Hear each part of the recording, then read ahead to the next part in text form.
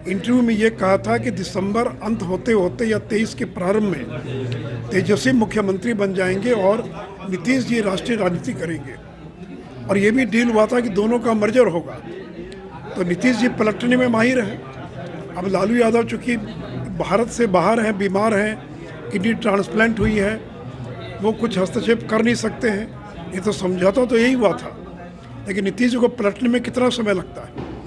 और नीतीश कुमार ने ये जो कहा कि 2025 में तेजस्वी नेतृत्व करेंगे चुनाव का, तो लालू यादव को मालूम है कि जीते जी अपने बेटे को मुख्यमंत्री बना दो। कौन जानता है कि 2025 में क्या होगा। तो नीतीश जी पलटने की उनकी आदत है। फिर एक बार वो लालू यादव को उन्होंने धोखा दिया है। तो उपेंद्र कुशवाहा ने अगर मुद्दा उठाया है, मुद्दा तो ठीक ही उठाया है। नमस्कार, आप न्यूज फाउंडेशन देख रहे हैं। मैं हूं आपके साथ वंदना।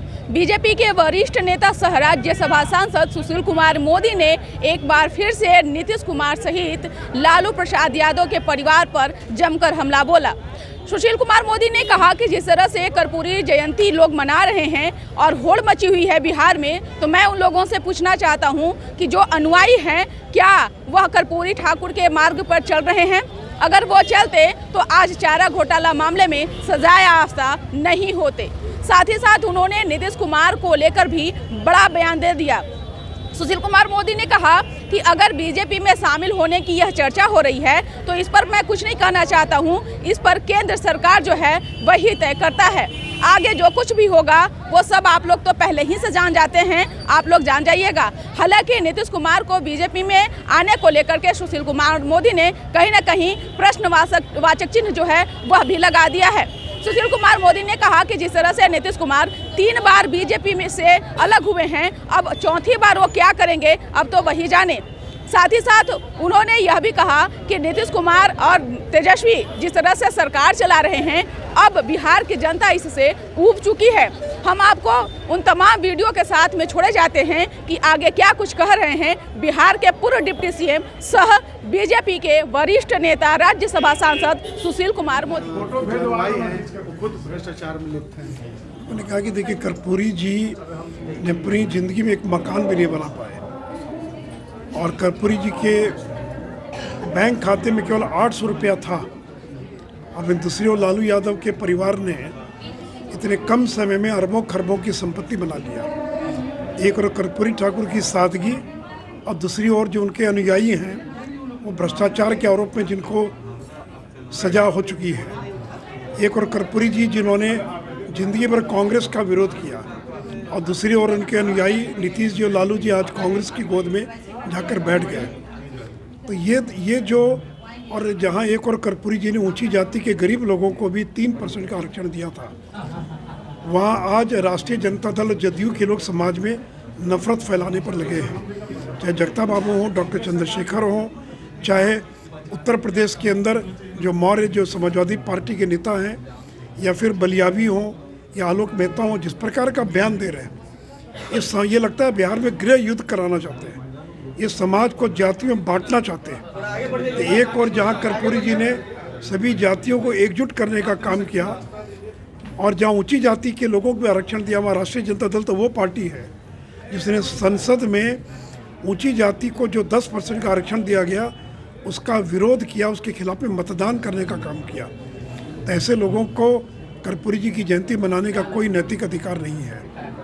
उपेंद्र कुशवाहा और नीतीश कुमार में ठनी हुई दिख रही है। लगता है कि मोह भंग हो गया है जदयू से उपेंद्र कुशवाहा। नहीं, मुझे नहीं मालूम है कि मोह भंग हुआ कि नहीं हुआ, लेकिन जो मुद्दे उठाए हैं उपेंद्र कुशवाहा ने, उसका जवाब तो नीतीश कुमार को देना ही चाहिए।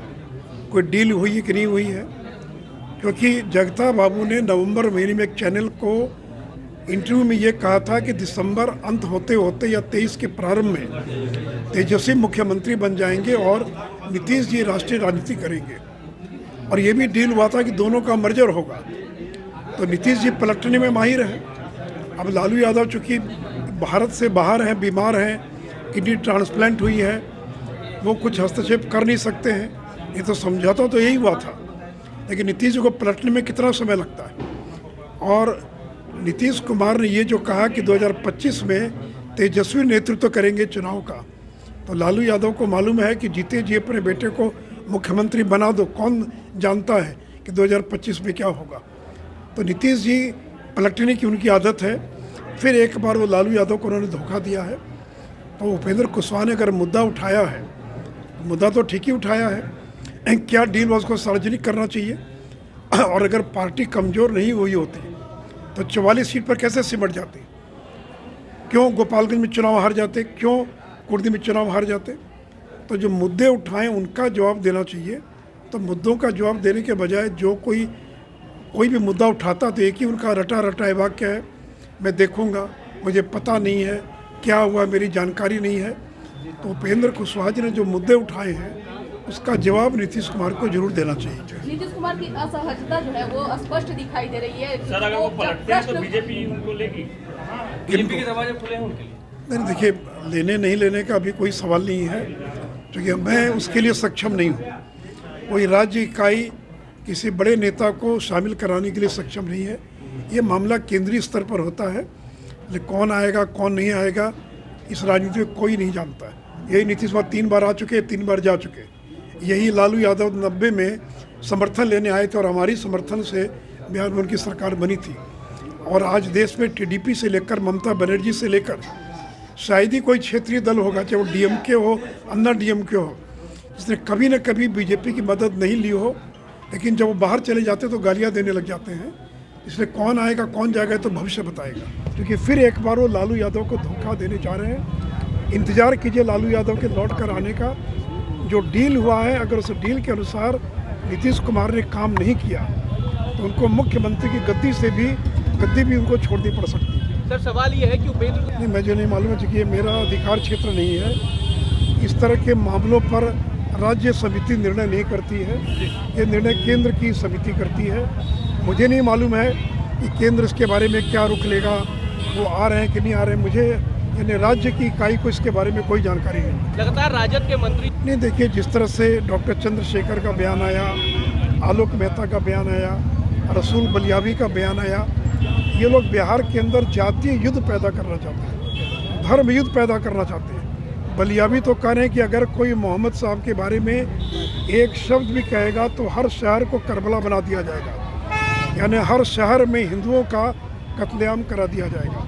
तो नीतीश जी आप मुख्यमंत्री हैं, भले ही दो नेता गठबंधन के नेता होंगे, राजद के लोग होंगे, लेकिन राजद तो उनके समर्थन में कहाँ दिखाई पड़ रहा है। आप इतने कमज़ोर हो गए, इतने बेचारे हो गए, इतने कि आप कार्रवाई नहीं कर पा रहे हैं। मुख्यमंत्री में तो अगर हिम्मत होती तो डॉक्टर चंद्रशेखर को अभी तक बाहर का रास्ता दिखा दिया होगा। तो जो लोग रामचरितमानस के बारे में, जो लोग ऊंची जातियों को गाली दे रहे हैं, कल आपने महाराणा प्रताप की जयंती मनाई, स्वाभिमान रैली कर रहे हैं, और आपका स्वाभिमान की यह स्थिति है कि आपने लालू के चरणों में उनके सामने घुटना टेक, उनके घुटने के सामने झुक गए आप जो है।